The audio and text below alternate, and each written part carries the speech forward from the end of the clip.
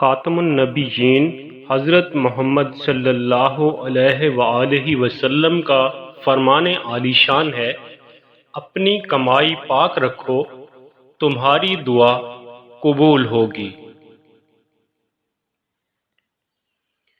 دو بھیڑیے جو ریوڑ میں چھوڑ دیے جائیں اس قدر فساد برپا نہیں کرتے جس قدر انسان کی دولت و مرتبہ کی حرص اس کی دنیا میں فساد ڈالتی ہے۔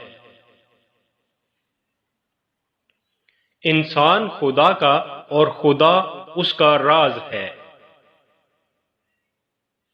سچی اور میٹھی بات بھی ایک صدقہ ہے۔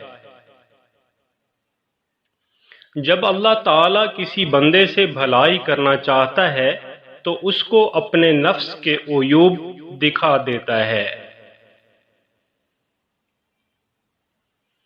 اگر تم اللہ کو پہچان لیتے جیسا کہ اس کے پہچاننے کا حق ہے تو تم سمندروں پر پاؤں پاؤں چلتے اور تمہاری دعا سے پہاڑ اپنی جگہ سے ہل جاتے۔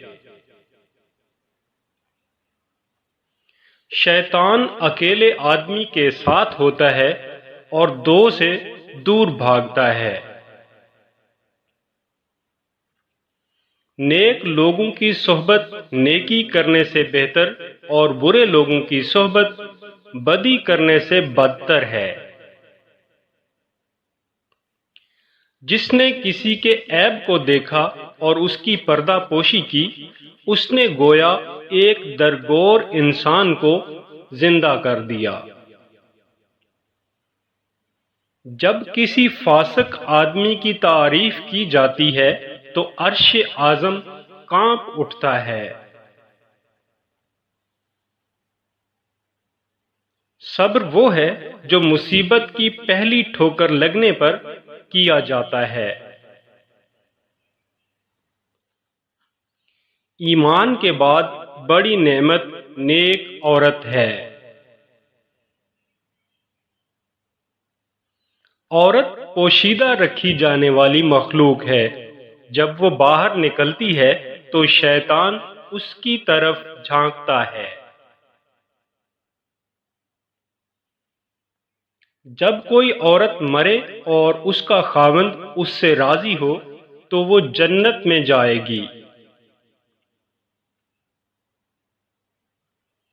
اگر میں حکم دیتا کہ کوئی کسی کو سجدہ کرے تو بیوی کو حکم دیتا کہ اپنے خاوند کو سجدہ کرے۔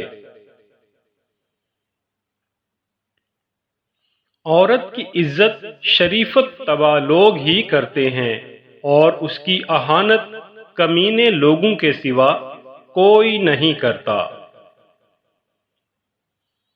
عورت، نماز اور خوشبو مجھے پسند ہیں۔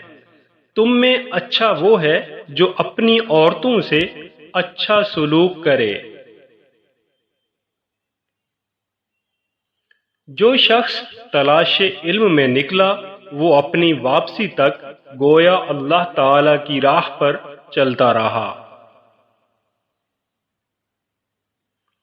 علم تو نور خدا ہے جو گناہگاروں اور بدبختوں کو نہیں دیا جا سکتا۔ میں قیامت کے روز تین آدمیوں کا مخالف ہوں گا۔ نمبر 1، جو میرے نام پر عہد کر کے دغا کرے۔ نمبر 2، جو آزاد شخص کو فروخت کر کے اس کا روپیہ کھائے۔ نمبر 3، جو مزدور سے پورا کام لے اور اس کی اجرت نہ دے۔ جو شخص یہ چاہتا ہے کہ اس کی روزی میں کشادگی ہو اور اس کی عمر میں زیادتی ہو تو اسے چاہیے کہ رشتہ داروں کے ساتھ نیک سلوک کرے۔ جس شخص نے شہرت کے خیال سے کوئی کپڑا پہنا، قیامت کے دن اللہ تعالیٰ اسے ذلت اور رسوائی کا لباس پہنائے گا۔